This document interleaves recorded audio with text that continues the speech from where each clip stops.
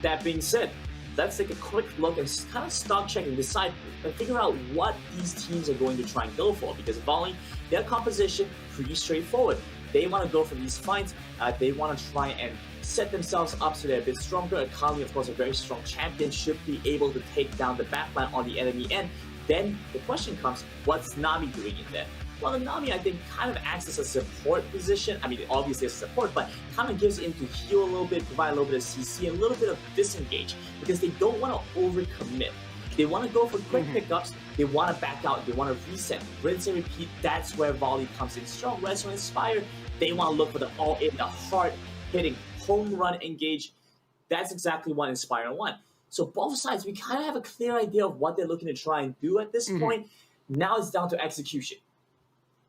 Well, in we go. Game 1 of our grand finals of Pentaboom Showdown. I'm still waiting for that Penta. I'm still waiting for that Penta to come through, at least for our side of the cast, Brandon. And hopefully we can get one in this grand final. We've been close. We've had some quadras. We haven't had that Penta just yet. I'm looking for it. I'm hoping we can get it, all right? That's my hope entirely, but I'm also hyped that we get ourselves a Yasuo in the mid lane as well, up against Jess on that Zed that has been lethal this entire tournament. But this is your heavy hitter, and again, be sure to let us know who you guys think is going to be taking home the victory today and who's going to be taking that lion's share of 60K, over 60K, as well as, again, like we mentioned, there's a lot of good coming out of this event. Donations over to local charities, upwards of close to 60,000 in total from Riot themselves, and just a lot of good, a lot of fun here in the Pentaboom Showdown. Yeah, you gotta love the support that we've been getting to. I think the audience have been really the ones that made all this so successful. And you know, this is how you guys can contribute back. You can, by viewing, by watching, and by interacting with the channel, you know, you give Riot some idea that, hey, people like this, they like the initiative, they like the charity aspect of it. Let's keep doing this in the future. So this is one way that we can contribute back in it as well. Otherwise, let's take a quick look into what MSUONG is trying to get done, going over for this red buff. What an aggressive play to start off the game. We do see a little bit of a response from VY, but that's a little bit late. Akali comes in, though. Never mind. Hello, that's just 2 kills going on over to Team Volley to start things off here as, again, Team Volley, they are this one team that will always invade for second buff at a minute 30. And it's just this lethal combo of a burst coming out from the Lee Sin, the Akali, as well as that Yasuo. And that is not the start Inspired we're hoping to see. Oh, well, that's terrifying. Akali getting a lead ahead against this Malphite means that the Akali I think we've seen this before. Yeah, exactly. The Malphite cannot scale up with enough magic resist quickly enough to actually be able to hold out against the Akali, right? The Akali is just going to shred through the Malphite, and once Malphite loses that tankiness, he's a husk of a shell. He's a husk of a rock. And we saw this literally before in the last Volley matchup. It was an Akali versus a Malphite. The Malphite got pushed in underneath tower. And also to note, like, the Akali already has 1,000 gold lead. That's like practically a full component now completed toward their first item. And on top of that, they've also been able to slow down the jungle when it comes to this Amumu, which is going to be a little bit longer to get that level 5, where already we see Fadang. It's going to be that Lee Sin already having ultimate up and available to try and make a play happen. Exactly. Having the Dragon's Rage means that he's going to be able to start looking for a couple of plays down to the bot side where he has the strength in this 2v2.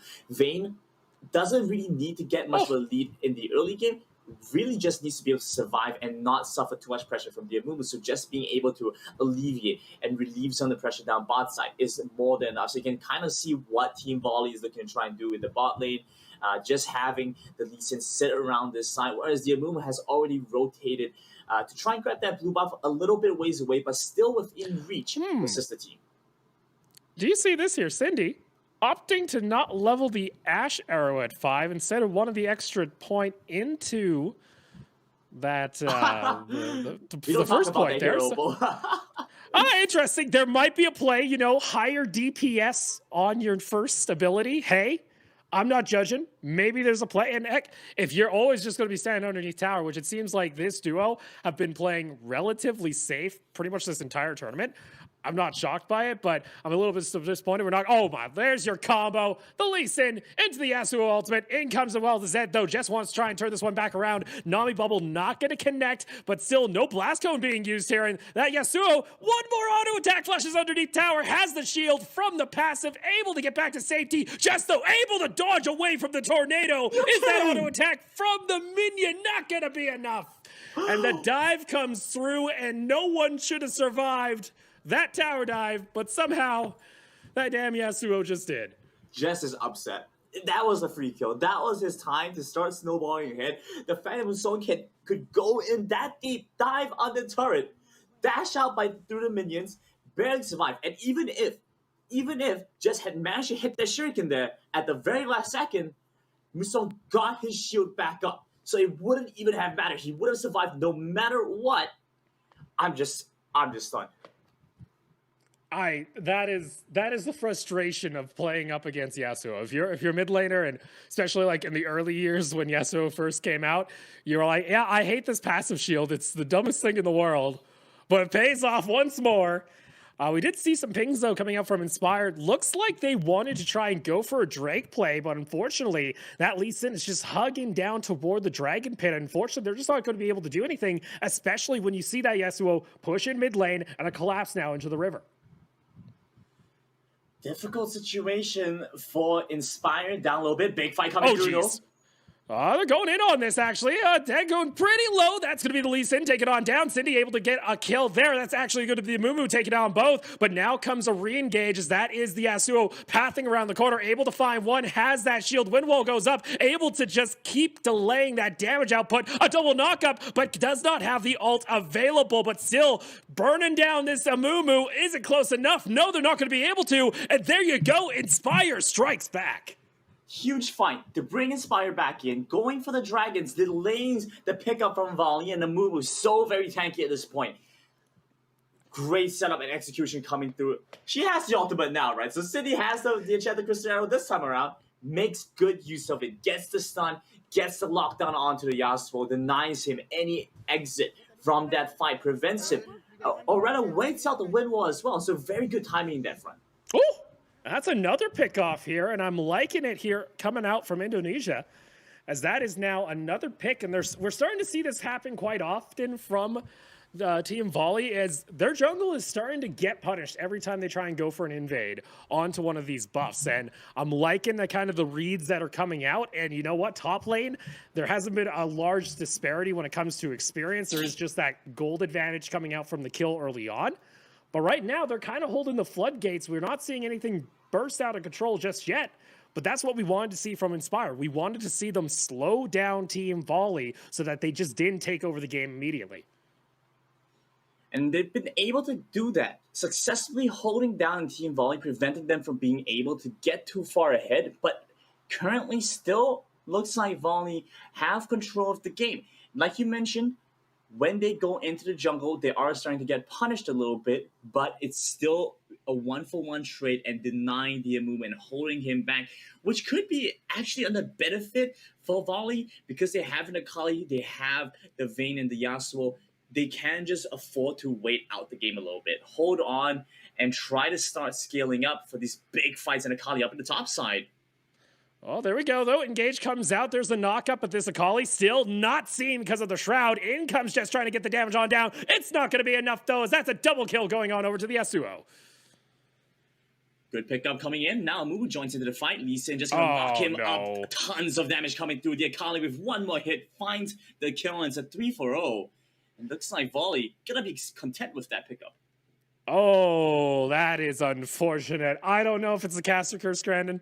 We just talked about, hey, the game, pretty solid. They're holding the floodgates, and then boom, you just give a double kill over to this Yasuo. You also pick up the remainder that, again, that poor Mumu that's just walking by. First turret goes down, and just like that, pedal to the metal coming out from Volley as they try and just take over this game as well, securing the Drake. Well, we've seen this one before, playing around for the Dragon. Looks like the Vayne's going to get stunned up. Still has the QSS, gets away from that one. Rest of the team backs away, and just going to be content getting the Ocean Drake there. One thing to note there, beautiful wind wall coming out from the Yasuo, was able to lay that down as the Blitzcrank hook was up in the air. So a nice job there, preventing anyone from going down. And there you go. First dragon's taken, first tower's taken. You now just got yourself an extra 3 to 4 kills on top of that. Make it a solo kill in top lane. And it's starting to look like what happened during the semifinal here for Volley, where they were just able to start taking over the map and they're not slowing down. You can really start to tell the disparity between this game and so many of the other games that Inspire have had to play JESS so far. Trying to go for a play here. They're able to actually pick up the one, but guess what? Shelly's able to get that charge. Now with no turret, the Yasuo can go for the knock-up. In comes the ultimate as well. Jets going down low, but they're going to kind of chase down. Does they have flash? It is there. Does the tornado connect? Needs to get to it. Instead, opts for the flash dash. And there you are. Another Shelly charge going to come in as well onto the second tier tower. And Jess, unfortunately, they stick around here. They'll just get dove, and that's going to be the second tier tower taken. Meanwhile, VOI still able to keep the push going, so at least has that much, or rather keep the defense going. So at least prevents the economy from getting too much more done. Dragon is going to be spawning up pretty soon. Meanwhile, down the bot side. There you go. That's another double kill for this bot lane of Indonesia, and Cindy's starting to come online. Good damage overall from this Ashe, and that's going to be a big threat coming in from the side of Volley. They're going to have to start coming up with tools to be able to respond to this. I would imagine this Akali is a pretty big one. Comes into the bot side, looking for a couple of quick kills, and it's an easy double as they hand it over to the Lee Sin. And you're starting to see this duo of the top and jungle not show any mercy here, and it's starting to show through. Right when we praise, yes, this bot lane started to take off. I think Cindy was certainly got her again their second double kill of the game, and then instantly Akali comes from the river, says, "Hey, looks like you're having a fun time.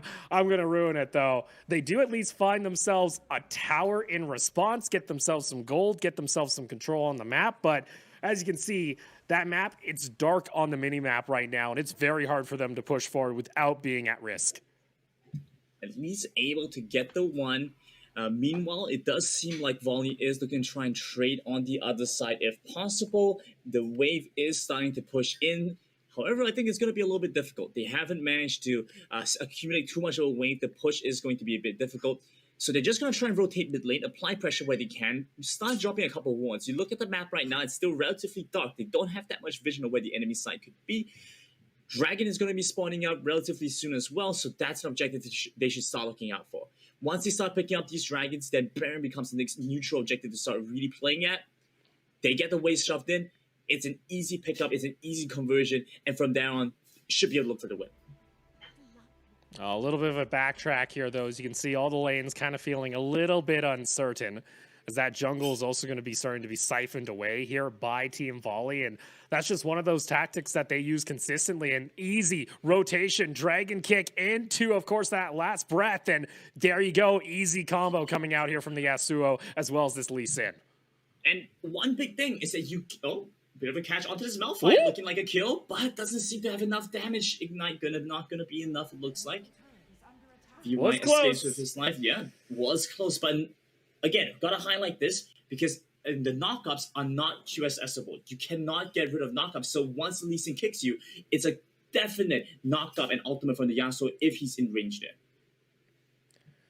So unfortunate here for the side of Inspire, as once again they find themselves going down pretty hard here at the moment in this mid game. Teleport also going to be used here by Jess, trying to look for a possible play, but the Akali already gets back to safety. Dragon is on the table if they wish to go for it. Lee Sin's already pathing on over, but it looks like we're going to have to wait this one out. Don't really want to risk going in on a fight against a Malphite, but guess what? Ward coverage up in the top side of the minimap revealed that Amumu was actually pathing over toward Raptors, so they actually know that the Amumu is not on the bot side of the map at the moment. Yeah, some distance away, so they could look to try and force it. Otherwise, I think they're just going to try and look for a bit of a catch and a bit of a fight onto the enemy side. Just, well, this is a huge disparity, right? The amount of damage he's doing right now is so far away from how much he's usually doing. Oh boy, this bot lane getting a bit aggressive here. VY tried to escape. Unfortunately, that Yasuo is just going to hunt them down. It's a double kill once again for this Akali. And at the moment, things are not looking pretty. It's going to make, well, for Inspire, they're going to need to find something to inspire them. They need to find themselves a massive objective steal. They need to repeat what they did in the semi-final here in Game 1. or else it's looking like Team Volley are going to be taking the lead here to start off the grand final. Yeah, it's a definitely difficult one. Inhibitor turret going down 17-8. Big difference. Yasuo looking to get caught up. Good damage onto him, but he still has the Guardian's Angel to give him a little bit more safety. Jumping over into the backline. The Akali looks to get killed off. Goes into stasis, survives a little bit longer. How are they not dead? Double kill. The big execute. Are you serious? Jumps back in, looking for these kills. The Yasuo, tons of damage coming in. Oh, come on! They killed him off. Where's the pentakill? That is beyond disgusting, and just like that, it looked like they had caught them out. Maybe a little aggressive here, trying to finish this one off, but in comes the minions to get rid of the debuff, but ooh, going down low, there's your final hit. They're just sacrificing themselves to the Nexus. But to start things off in game one, it's going to be Team Volley taking the lead in the grand finals 1-0. Honestly, a huge win for Volley there. Being able to at least to take this first game is such a decisive factor. Wow, that sets a good precedent. I think this Akali really has to be dealt with in a positive way by the enemy team. So there are two main ways. You can't really bend it out, right? So you have to either pick it or counter pick it. And counter picking it proving to be very, very difficult here. Because not only do you have to counter pick it, you have to counter pick it with a player who's comfortable with that counter pick. And if they can flex it to the top